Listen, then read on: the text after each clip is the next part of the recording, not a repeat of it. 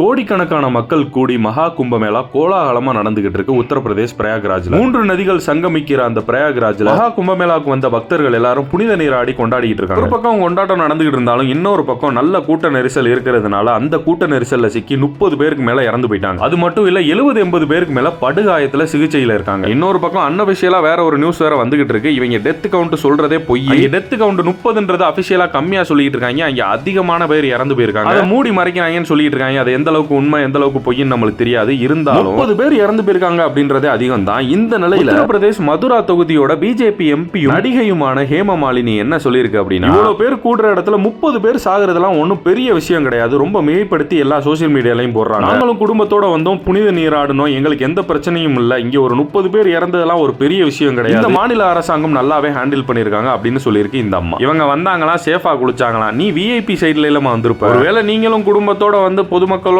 குளிச்சு உங்க குடும்பத்துல ஒரு ஆள் தவறி இதே வார்த்தையை நீ சொல்லி இருந்தீங்கன்னா நாங்க அக்செப்ட் பண்ணிருப்போம். பாருங்க எவ்வளவு எகத்தால பேச்சு இது. இந்த மாநிலத்தை ஆள்ற அரசாங்கம் உங்களோட கட்சியோட அரசாங்கமா இருந்தாலும் முட்டு கொடுக்கறாங்க. இப்படி கொடுத்துருக்காங்க. அரசாங்கம் நல்லா தான் பாதுகாப்பு முறையெல்லாம் ஃபாலோ பண்ணாங்க. ஆனா மக்கள் கூட்ட நெரிசல்ல இறந்துட்டாங்க. ரொம்ப வருத்தம் அளிக்குதுன்னா சொல்லி அதை விட்டுட்டு இதெல்லாம் ஒரு பெரிய விஷயமான்னு கேக்குது பாருங்க. இந்த பொம்பளை ஓட்டு கேட்டு ஜெயிக்கிறதுக்கு மக்கள் வேணும், ஜெயிச்சதுக்கு அப்புறம் செத்து போனா இதெல்லாம் ஒரு பெரிய விஷயமான்னு கேக்குது. இவங்களையும் நம்பிட்டு ஓட்டு போடுறாங்க மலுமட்டி சங்கிய.